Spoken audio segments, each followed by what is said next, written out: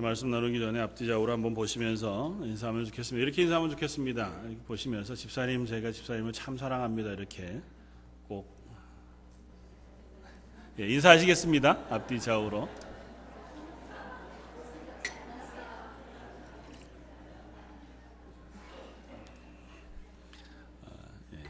여러분이 사랑을 고백하신 분들이 여러분의 이웃입니다. 오늘 선한 사마리아인의 비유로 알려져 있는 이 말씀, 우리가 한두 번 설교로 들은 것도 아니고 내용을 모르는 것도 아니겠지만 이 말씀을 다시 한번 우리가 살펴보면서 기뻐하는 마음으로라고 하는 제목으로 우리의 믿음의 삶이 하나님의 말씀에 순종하는 것이 기쁨으로 하나님 앞에 행해져 가는 삶이 되어지기를 사모하는 시간 되었으면 좋겠습니다.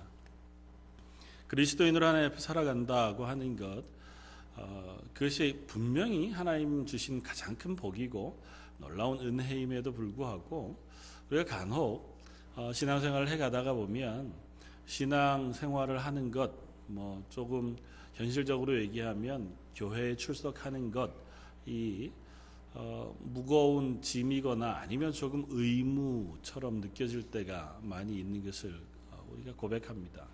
그리고 또 그런 마음이 드는 것이 너무 당연하다 생각이 되어집니다. 죄악으로 가득한 세상, 우리의 욕심으로 가득한 우리의 인생이 내 마음대로 살지 않고 하나님의 뜻에 순종한다고 하는 것이 그렇게 쉬운 일은 아닐 것이고, 또 하나님이 명령하신 명령대로 조금이라도 내 마음, 내 삶을 맞추어 간다는 것이 그렇게 간단하지는 않은 것이기 때문일 것입니다. 그럼에도 불구하고 분명히 하나님을 믿고 그리스도인으로 살아가며 하나님의 은혜 가운데 선다고 하는 것은 즐겁고 기쁜 일인 것이 분명합니다. 그래서 그 사실을 우리가 다시 한번 확인하고 그리스도인으로 살아가는 하루하루가 즐거움, 기쁨으로 가득하게 되어지기를 소망하는 시간이 되었으면 좋겠습니다. 오늘 본문 가운데 한 사람이 나옵니다. 잘 알고 있는 것처럼 한 율법학자가 예수님이 설교하시는 자리에 다가와서 예수님에게 묻습니다. 예수님이 말씀을 가르치실 때 많은 사람들이 예수님 주변에 모여 있었습니다. 예수님의 말씀에 환호하면서 예수님이 그 말씀하시는 것이 얼마나 즐겁고 기쁜지 그걸 듣기 위해서 밥을 먹지 않고 자기의 집을 떠나서 오랜 시간 예수님을 따라다니는 사람들이 너무 많았습니다. 또 그들뿐만 아니라 어떻게 하면 예수님을 잡아서 모함할까, 아니면 저 가르치는 가르침을 멈추게 할까 하는 생각으로 따라다니던 바리새인들이나 당국자들도 많이 있었습니다. 또 오늘 본문에 보는 율법학자처럼 한편으로는 예수님의 가르침을 원하지만 또 다른 한편으로는 예수님을 시험해보고자 하는 마음이 있어서 예수님의 가르침이 맞는가, 또 혹은 예수님이 잘못된 것은 없는가 확인해보고자 하는 마음으로 예수님을 따라다닌 사람도 있었던 것 같습니다. 예수님을 따라온 이 율법학자가 예수님에게 묻습니다. 선생님, 내가 무엇을 하여야 영생을 얻겠습니까? 좀 심각하게 우리가 질문을 얘기하면 구원 얻는 방법은 무엇입니까? 라고 묻는 것일 수도 있고, 영원한 생명을 얻기 위해서는 내가 무엇을 해야 합니까? 라고 묻는 것일 수도 있을 것입니다. 조금 간단하게 얘기하면 신앙생활은 어떻게 하면 잘하는 겁니까? 이렇게 묻는 것일 수 있습니다. 내가 어떻게 살아야겠습니까? 그리스도인으로 어떻게 살아야겠습니까? 지금으로 따지면 그렇게 예수님을 향하여 질문하는 것으로 이해한다고 해도 크게 별반 다르지 않을 것입니다. 예수님이 그에 대하여 간단하게 대답합니다. 너는 어떻게 생각하니? 너 율법학자니까 율법, 하나님의 말씀은 무엇이라고 얘기하고 넌 그걸 어떻게 이해했느냐고 묻습니다. 뭐라고 대답한다고요? 오늘 본문 27절에 대답하여 이르되 내 마음을 다하며 목숨을 다하며 힘을 다하며 뜻을 다하여 주 너희 하나님을 사랑하고 또한 내 이웃을 내 자신과 같이 사랑하라 하였나이다. 참 지혜로운 대답을 했고 이 사람은 하나님의 말씀을 아주 잘 알고 있는 것이 분명합니다. 이 말씀은 구약 성경 두 개를 연결해서 그가 예수님에게 대답하고 있는 것을 봅니다.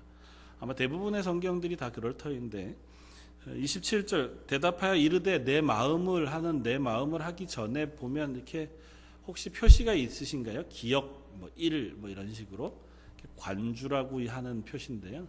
기역이라고 하는 표시가 있고 맨 뒤에 보면 내 이웃을 내 자신과 같이 할 때 내 이웃 앞에도 또 관주 표시가 하나 더 있죠.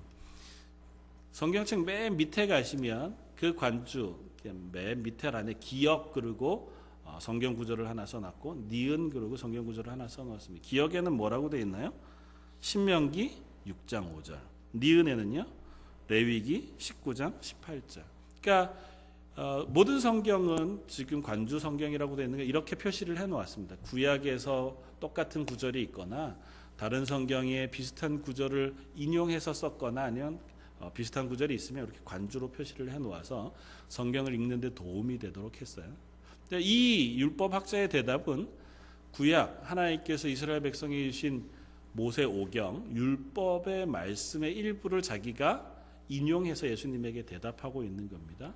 신명기 6장 5절 말씀 내 주 하나님을 사랑하 너는 마음을 다하고 뜻을 다하여 힘을 다하여 내 하나님 여호와를 사랑하라고 하신 이 말씀입니다.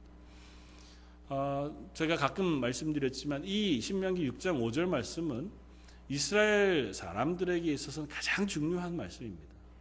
그래서 그들이 손에 메고 다니는 가죽으로 된 줄, 그 사이에 있는 박스, 아니면 이마에 이렇게 묶어 놓은 요만한 가죽으로 되어진 함, 아니면 집 문설주 들어가는 문 입구에 요만하게 붙여 놓은 초인종 비슷한 성경 구절 넣어 놓는 박스, 메주자라고 부르는 것인데, 아니면 손에 하는 건 필락터리스 이렇게 부르는 것들인데, 다 뭐냐 하면 신명기 6장 5절 말씀을 그 안에다 기록해서 그 함에다 넣어 놓고 몸에다 묶고 다니는 겁니다. 그리고 이마에 묶고 다니고 문설주에 넣어 놓고 다닙니다. 그러면서 그걸 들어갈 때도 만지고 나올 때도 만지고 마음으로 암송하고 외우고 그것을 내 삶에 하나님의 명령으로 지키겠다 다짐하는 그 말씀으로 지키는 것이 바로 신명기 6장 5절의 이 말씀입니다. 하나님을 내 마음과 뜻과 힘을 다하여 사랑하라고 하신 명령.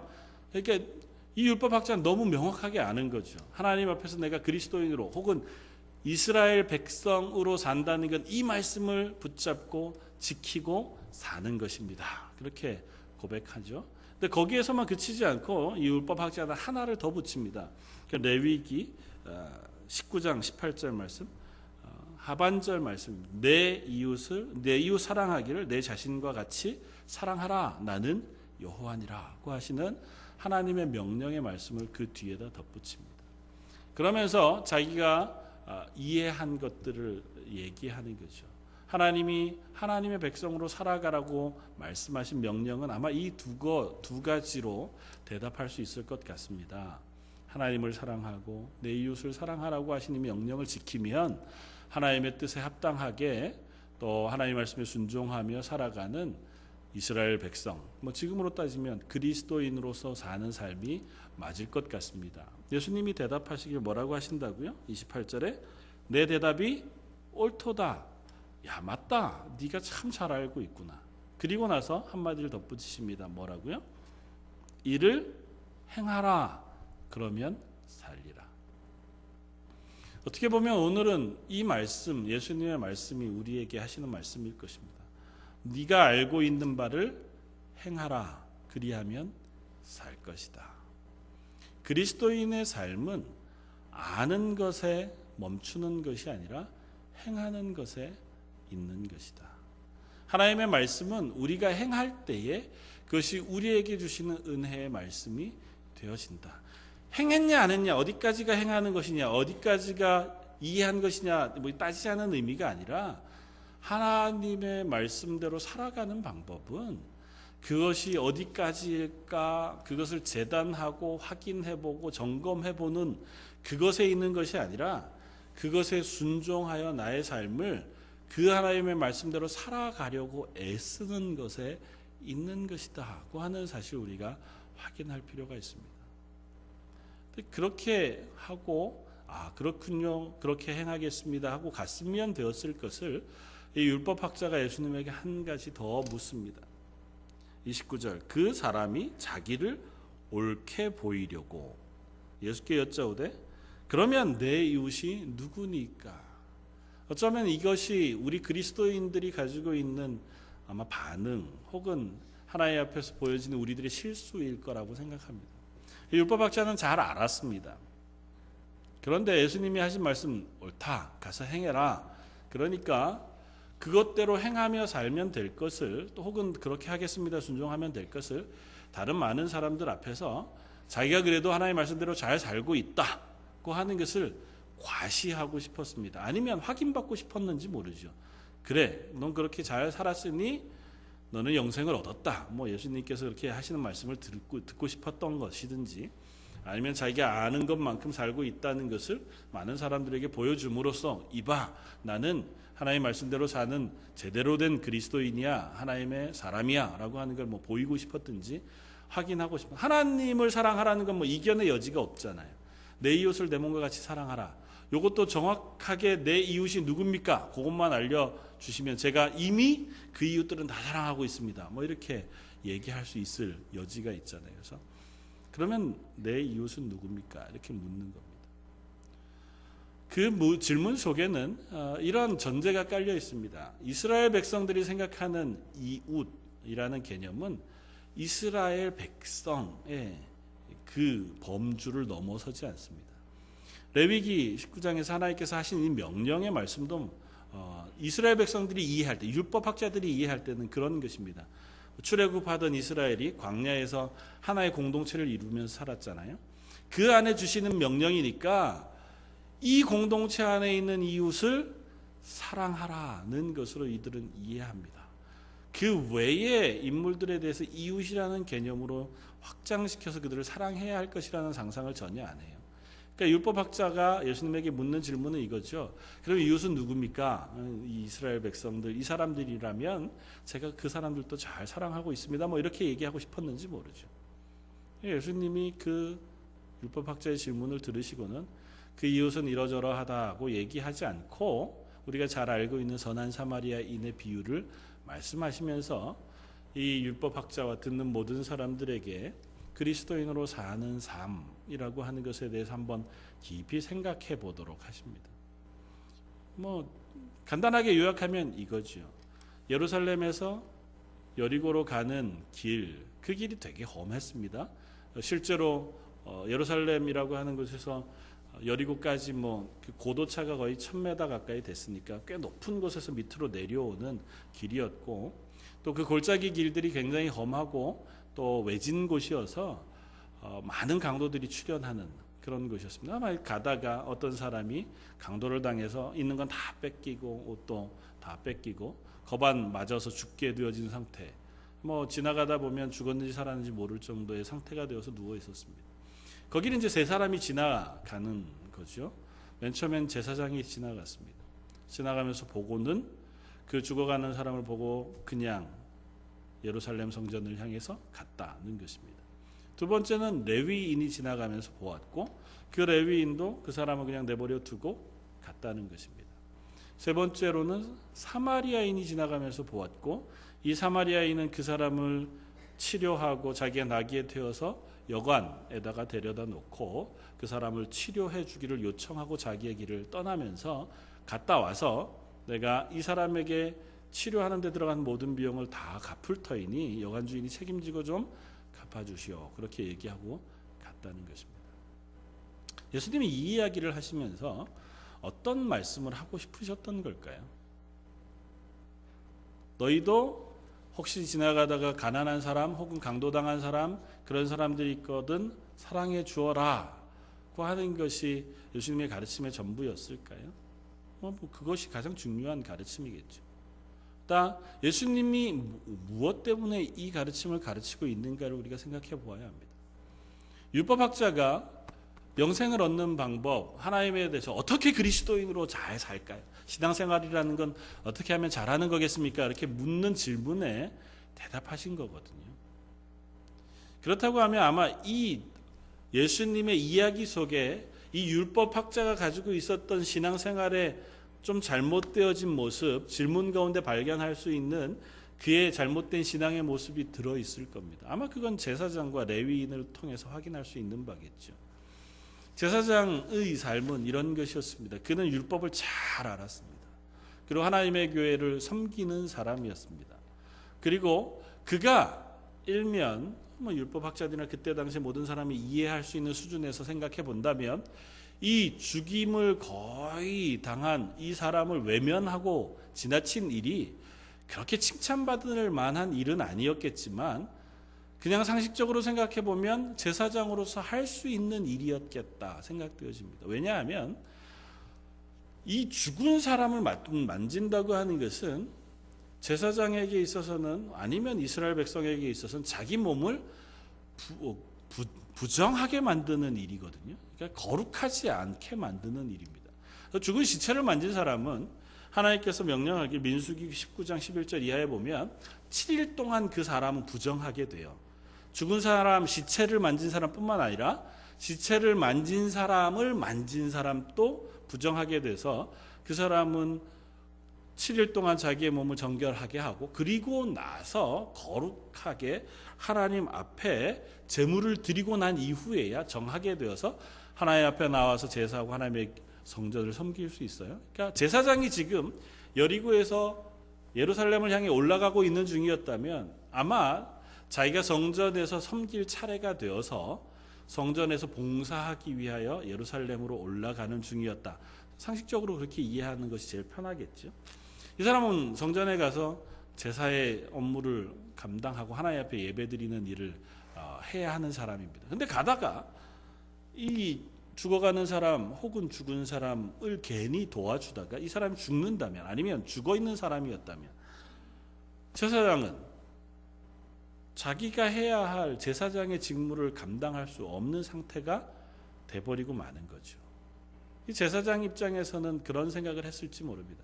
어차피 죽은 사람이라면 이 사람은 다른 사람들이 도와줄 수 있겠다. 나는 내가 해야 할 종교적인 의무 혹 제사장의 직무 이것들이 더 중요하니까 난 그것을 위해서 빨리 성전으로 가는 것이 더 낫겠다. 최대한 양보해서 생각하면 그럴 수 있을 겁니다. 그러니까 그에게 있어서는 종교적인 행위, 하나님 앞에서 드려지는 예배나 제사 이것이 이 사람을 돕는 것보다 더 중요하다고 생각한 건지 모르죠. 흡사 예수님의 가르침에서 마르다와 마리아의 비유를 우리가 잘 압니다. 예수님이 마르다와 마리아의 집에 가셨을 때에 마리아는 예수님 발밑에서 예수님이 하시는 말씀을 들었고 마르다는 부엌에서 예수님을 공개하기 위해서 수고하면서 땀 흘려 일했습니다. 일하다가 보니까 마리아가 와서 좀 도와주면 빨리 끝내고 같이 말씀을 들을 수 있을 것 같아서 예수님에게 말하죠. 예수님, 그 마리아를 좀 저한테 보내주십시오. 그럼 같이 빨리 일하고 예수님 앞에 가서 같이 말씀을 듣든지 하지 않겠습니까? 나는 열심히 일하는데 마리아 혼자 예수님 발밑에 앉아 있으니 좀 그렇습니다. 예수님이 뭐라고 대답하신다고요? 마리아가 좋은 것을 선택했다고 말씀하십니다. 그러니까 그것을 빼앗기지 않을 것이다. 그건 너무 하나님 앞에서 우리가 지향해야 될 좋은 태도임에도 불구하고 혹 제사장의 마음과 같이 우리가 오해하고 아니면 그것을 변명하느라고 그 행동을 덮어버리는 때는 없느냐고 한번 물어보고 싶습니다. 이중적인 태도 아니면 이원화되어진 신앙생활. 제사장의 입장에 있어서는 내가 제사장으로 제사를 드리기 위하여 거룩을 유지하는 율법을 어기지 않는 그 삶을 내가 사는 것이 너무너무 중요하다고 생각하는 생각 때문에 내 이웃을 내 몸과 같이 사랑하라거나 하나님께서 죽어가는 이들을 보고 그에게 긍휼을 베풀고 그들을 도와야 하는 당연한 삶의 모습 그것을 포기해버리는 삶을 그는 살았다는 거죠. 이런 거죠.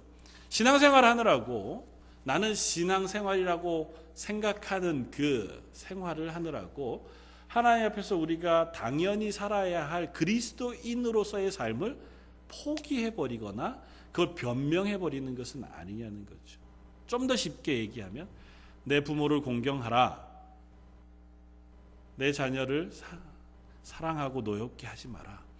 내 남편을 순종하라. 내 아내를 사랑하라고 하는 아주 당연한 그 말씀들, 그것을 내가 신앙생활이라고 포장해버리고 많은 종교적인 행위를 하느라고 나는 이게 더 중요해. 난 영적인 게 더 중요해. 교회 출석하는 게 더 중요해. 교회 행사가 더 중요해 하느라고 다른 부분들을 그냥 덮어버리고 많은 어리석은 행동을 하고 있지는 않으냐는 거죠.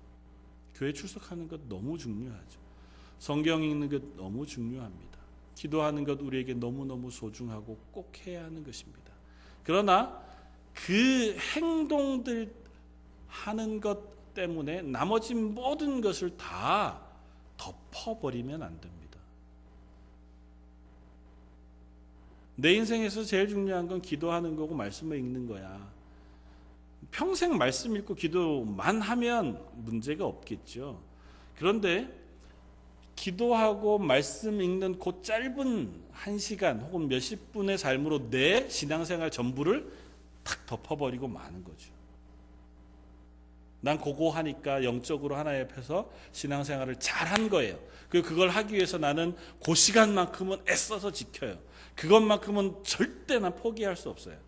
그거 못하는 사람들 보면 참 답답해요. 그런데 그 시간 외에는 그리스도인으로 안 사는 거죠.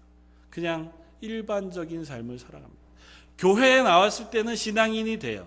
성경을 읽을 때에는 그리스도인이 돼요. 기도할 때는 하나님의 도우심을 구하는 신앙인이 돼요. 그런데 기도하지 않고 또 말씀을 보지 않는 그 외의 시간은 그냥 다른 사람이랑 똑같이 살아요. 세상의 방법대로, 세상이 하는 행동대로 그 법칙을 따라서 똑같이 얘기하고 똑같이 행동하고 똑같이 살아요. 똑같이 화내고 똑같이 분노하고 똑같이 거짓말하고 똑같이 사기치고. 그래도 나는 종교인으로 신앙생활하는 그 부분은 철저하게 지키니까 그래도 난 그리스도인이야 라고 혹시 우리 스스로를 과대포장하지는 않느냐는 거죠. 어쩌면 제사장의 삶은 그런 것이었을지 모릅니다. 그는 거룩을 지켜서 제사 그 장의 직무를 감당하는 역할은 어쩌면 잘할 수 있었는지 몰라요. 시체를 안 만졌으니까 가서 제사에 참석할 수 있었을지 모르죠. 그러나 내 이웃을 내 몸과 같이 사랑하라고 하시는 하나님의 말씀은 그는 불순종하게 되어집니다. 일반적으로 하나님 앞에서 우리가 그리스도인으로 살아가는 것이라면 우리의 삶 전체가 신앙인으로서의 삶을 살아야 하는 것일 겁니다. 그러니까 신앙생활이라고 구별되지. 흔히 이제 영적인 부분이라고 표현하는. 그러니까 우리가 그래서 그런 얘기들을 가끔 표현하시는지 잘 모르겠지만, 요즘은 내가 영적으로 좀 은혜가 충만하지 않은 것 같아. 요즘은 내가 신앙생활하는 게 조금 힘들어, 영적으로 힘들어. 이렇게 표현하는 혹시 표현들을 우리가 가끔 하게 되어지는지 모릅니다. 그건 무슨 표현입니까? 요즘 내가 기도 생활을 좀 안 하는 것 같아. 기도하는 시간이 좀 적은 것 같거나 주일 예배 시간을 잘 참석하지 못해 이거나 성경 말씀을 최근에는 거의 안 읽는 것 같아 이거나 아니면 주일 예배 시간에도 내가 집중해서 막 감정적으로 은혜가 충만한 상태가 잘 안 되는 것 같아. 혹시 그런 표현입니까? 영적으로 우리가 하나님 앞에서 은혜가 풍성한 상태이다.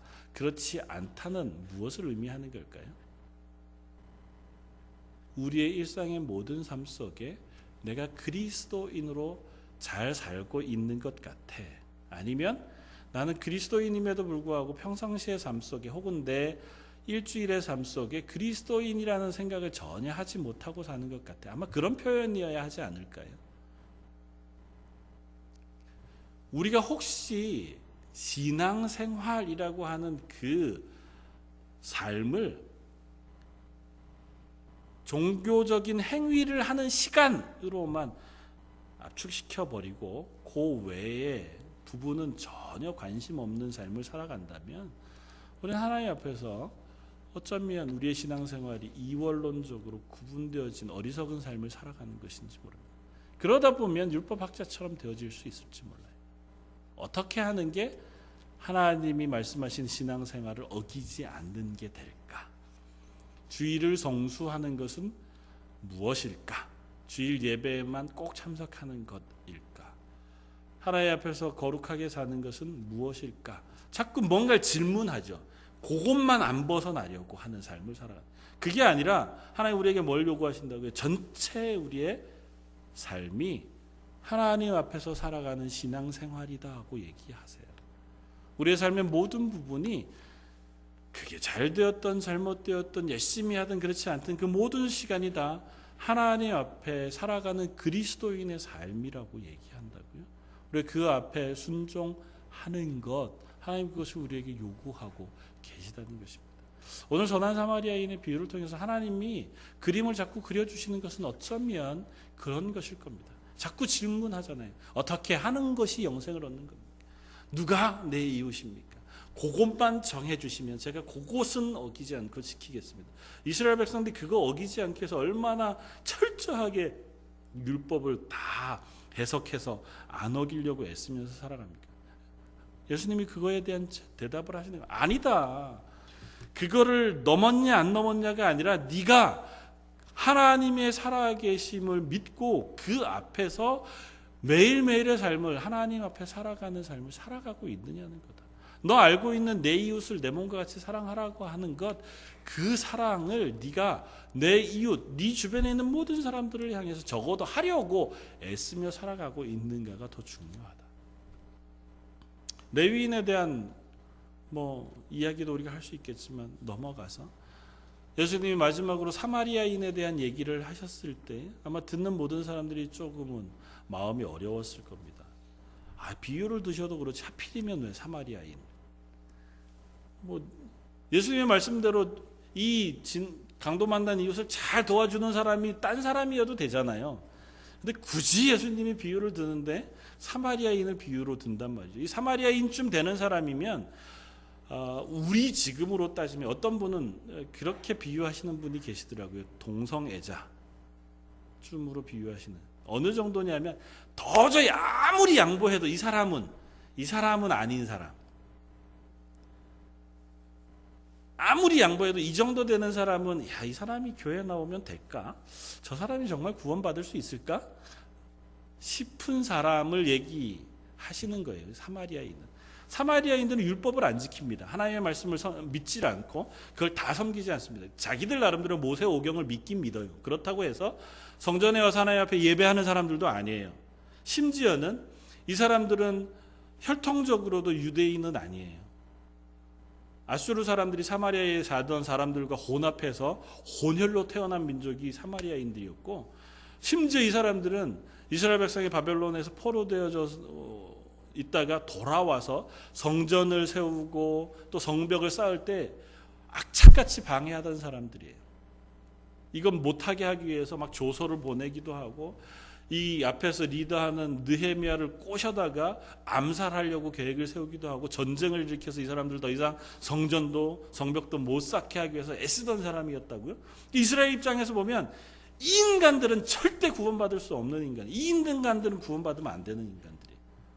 얘네들은 하나님 앞에 나와서 예배하고 기도한다 그래도 하나님이 얘네들 기도는 안 받아주시면 좋겠다 싶을 정도의 사람들이 사마리아인이에요. 근데 예수님이 뭐라고 하신다고요?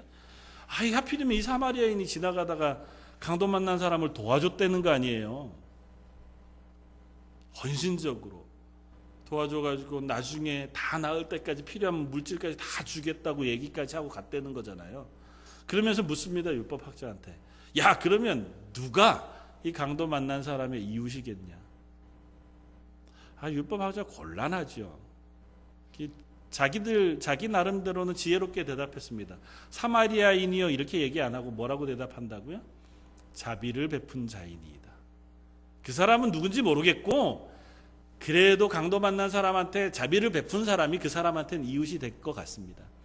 예수님이 뭐라고 얘기하신다고요? 가서 너도 이같이 하라. 그리스도인으로 사는 것, 신앙생활을 하는 것은 네가 얘기하는 것처럼 무엇을 지켜야 하고 무엇을 벗어나지 말아야 하고 내 이웃은 누구고 하는 것을 자꾸 구분하고 판단하고 확인하고 점검하고 그것을 내 차트로 만들어서 넘어가지 않기 위해서 애쓰는 것이 아니다. 네가 아는 대로 사는 것이라고 얘기합니다.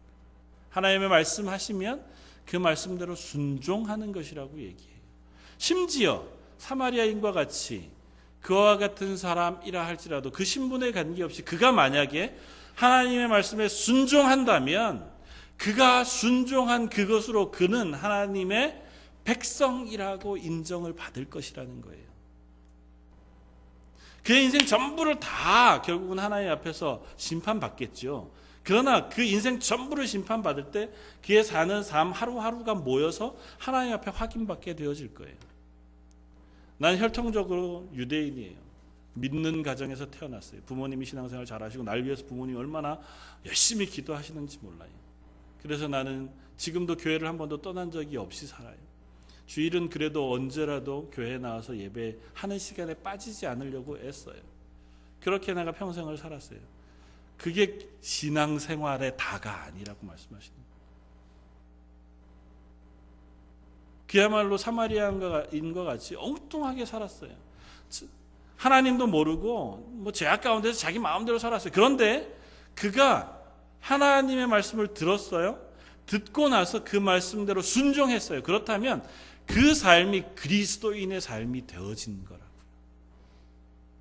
너무너무 잘 알아요. 그런데 그 아는 대로 전혀 살려고 하는 열심도 없고 노력도 없고 살려고 하는 도전도 없다면 너의 지식이 너의 믿음이 되지 않는다고 말씀하시는 거예요.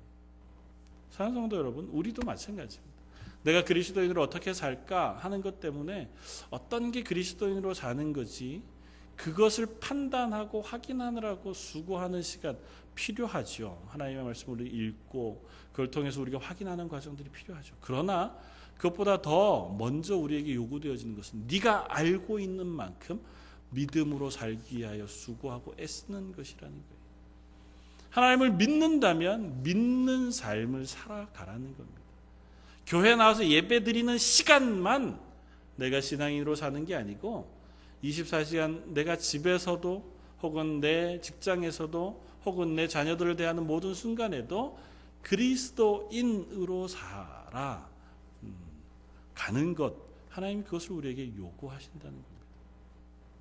또 그 삶은 결코 그렇게 되게 고민스럽고 정말 이게 하나님이 요구하시는 걸까 아닐까 이것의 경계가 불분명해서 이 경계를 찾기 위해서 애쓰는 그런 것은 아니라는 성경은 단순하게 말합니다.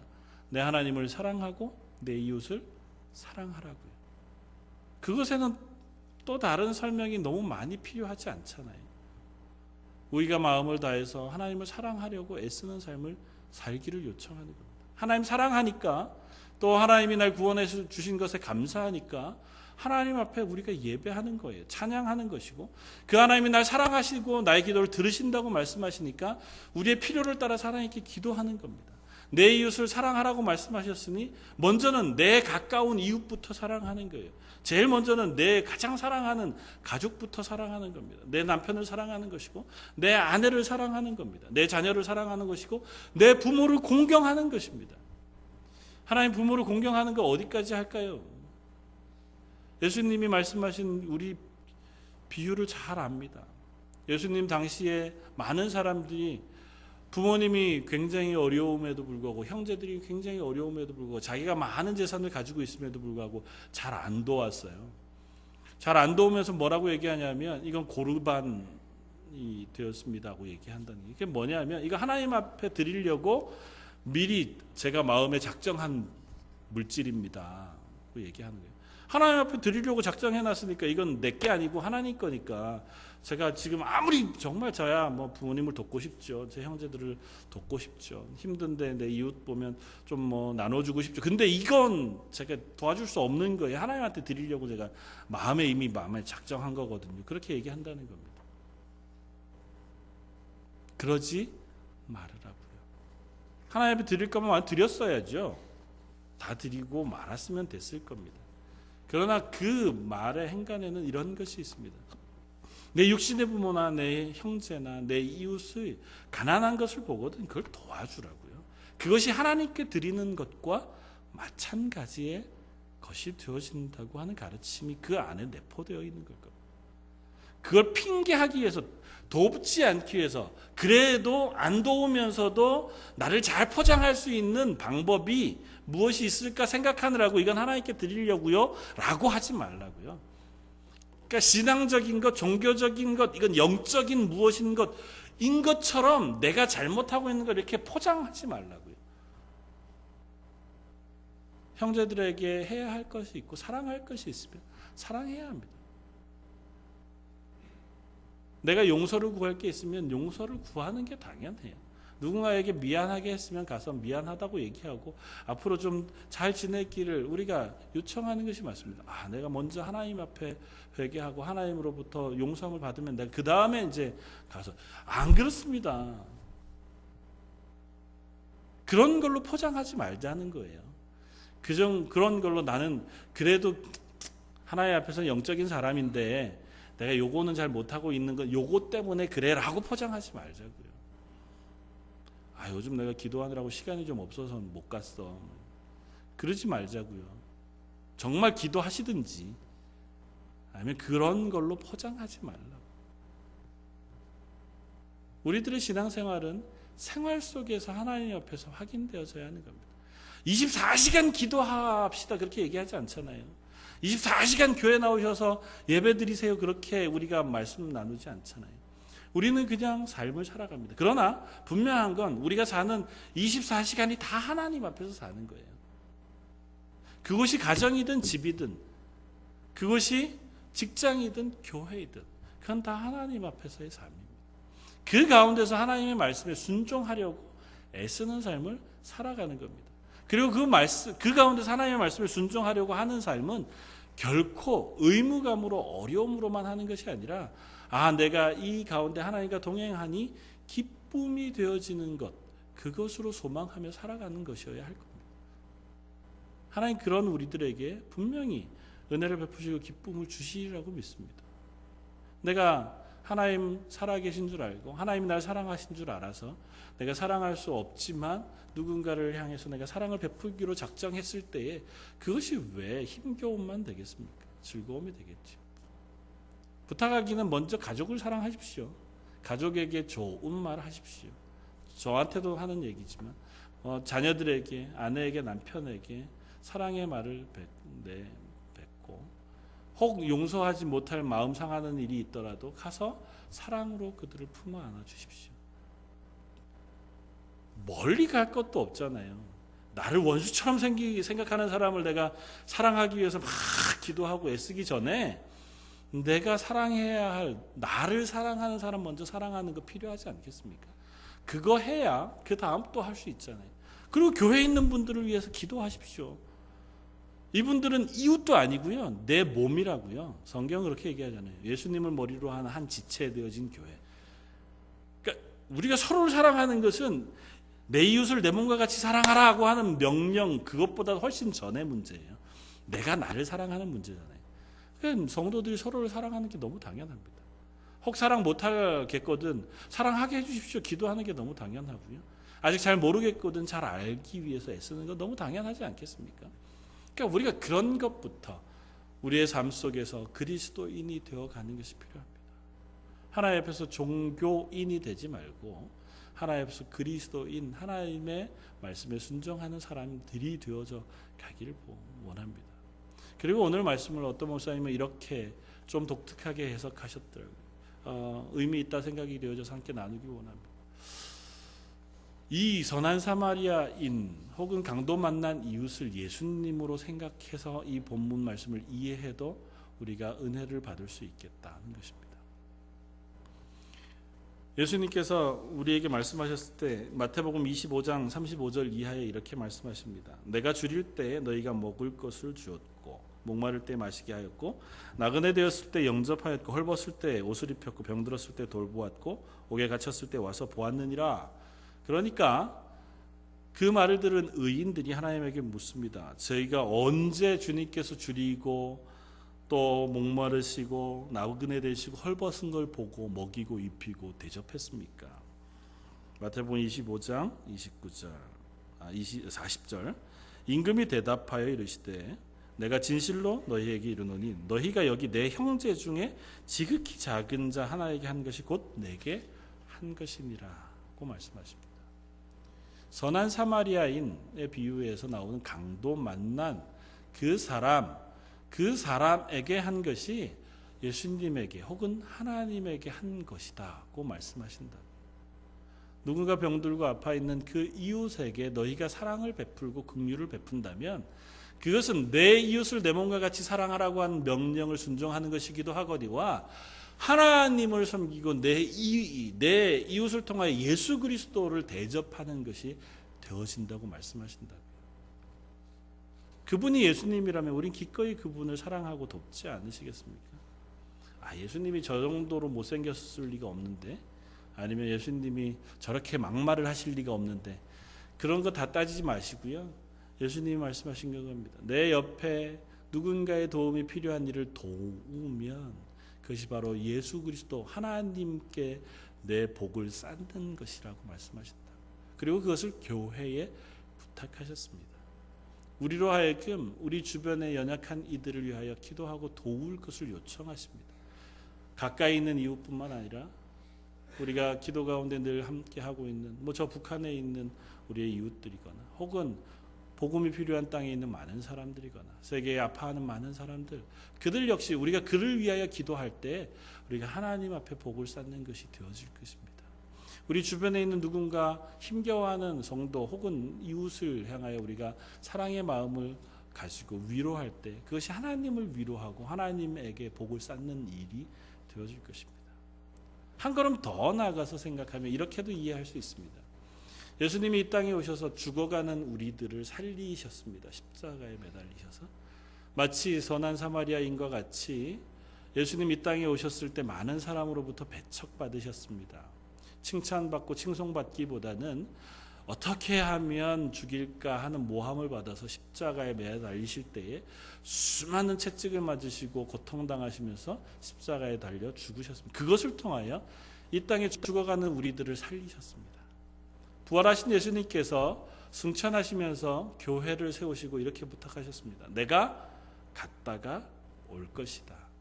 갔다가 오는 동안 이 땅의 모든 죽어가는 영혼들을 교회인 너희들에게 맡기고 갈 것이다. 갔다 와서는 너희가 이 땅에 행한 모든 것을 내가 갚아줄 것이다. 너에게 상급을 베풀어 줄 것이다. 그러니 너희가 맡은 일들을 잘 감당했으면 좋겠다. 선한 사마리아인이 여관 주인에게 이렇게 얘기합니다. 이 사람을 잘 좀 돌봐주십시오. 먼저는 2 데나리온을 내가 당신에게 주겠습니다. 그리고 혹 더 드는 것은 제가 여행을 갔다가 돌아오는 길에 당신에게 다 갚아주겠습니다. 예수님이 우리에게 하신 말씀과 비교해도 별반 다르지 않지 않습니까?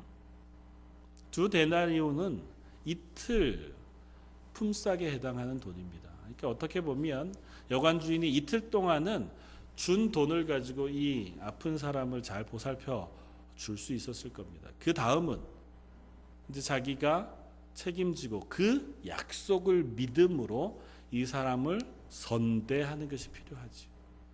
교회는 그렇습니다. 하나님 우리를 구원하신 구원의 은혜를 가지고 교회가 되었지만 일용할 것을 먹이시는 하나님 앞에서 예수님이 다시 오셔서 우리를 하나님의 나라 백성 삼으실 것을 믿음으로 이 땅 가운데에서 지금 죽어가고 있는 또 다른 이들을 향하여 사랑을 베풀고 그들에게 하나님의 은혜를 나누어 주도록 부름받은 것이 우리 하나님의 교회들이라고요.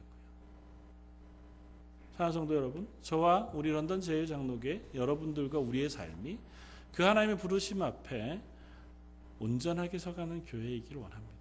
그리고 그것이 결코 의무감이 아니기를 원합니다. 그건 누가 잘하나 누구는 못하나 따지느라고 거기에다 우리가 에너지를 쓰지 않기를 바랍니다. 우리가 서로를 바라보면서 왜 저렇게 하지? 저건 성경적으로 옳지 않은데, 물론 뭐 이단이 된다거나 말씀의 중요한 부분들이라면 우리가 그렇게 해야죠. 그러나 그게 아니라면 거기에 에너지 쓰기 전에 하나님의 말씀에 순종하는 데 우리의 에너지를 쓰므로 그것을 통해서 우리가 하나님의 은혜를 경험하고 기쁨을 누려가는 교회이길 바랍니다. 하나님 우리에게 맡기신 것이 무엇인가? 그것을 하게 하심으로 우리가 하나님의 은혜의 더 큰 것들을 누리게 하시는 하나님, 그 하나님의 은혜와 은사와 능력을 체험할 수 있게 되어지기를 사모합니다. 저 여러분들이 그것들을 사모할 때 어쩌면 우리의 매일매일 삶이 지금보다 더 기쁨으로 가득한 삶이 되어질 수 있을 것이라고 믿습니다. 지금보다 훨씬 더 힘있게 하나님의 교회로 세워져 갈 수 있으리라고 믿습니다. 저 여러분들의 삶 속에서 그렇게 하나님의 말씀에 순종하는 일에 우리의 시간과 마음을 쓰고 또 그것을 위해 기도하고 은혜를 구하고 서로를 돕고 서로를 위로할 수 있는 그런 하나님의 교회 되어지기를 주님의 이름으로 부탁을 드립니다. 같이 기도하시겠습니다. 가서 너도 이와 같이 행하라고 하신 말씀, 그것이 지금 우리들에게도 하신 말씀인 줄 믿습니다. 하나님, 이것이 정말 무겁고 어려운 말씀으로 들리는 것이 아니라 내가 믿는 대로 잘 살아가면 그 살아가려고 하는 애씀을 하나님 기뻐하시고 그걸 위하여 힘과 능력을 부으시고 은혜와 은사를 부으신다고 하는 사실을 저희가 경험해서 알 수 있게 해주시길 원합니다. 저희 런던 제일장로 교회가 또 교회에 소속한 모든 성도들이 하나님의 말씀을 듣고 그것을 행하고 그 가운데 살아감으로 그리스도인으로서의 기쁨을 누리며 살아가는 하루하루가 되게 하여 주옵소서. 이 모든 말씀 예수님 이름으로 기도드립니다. 아멘.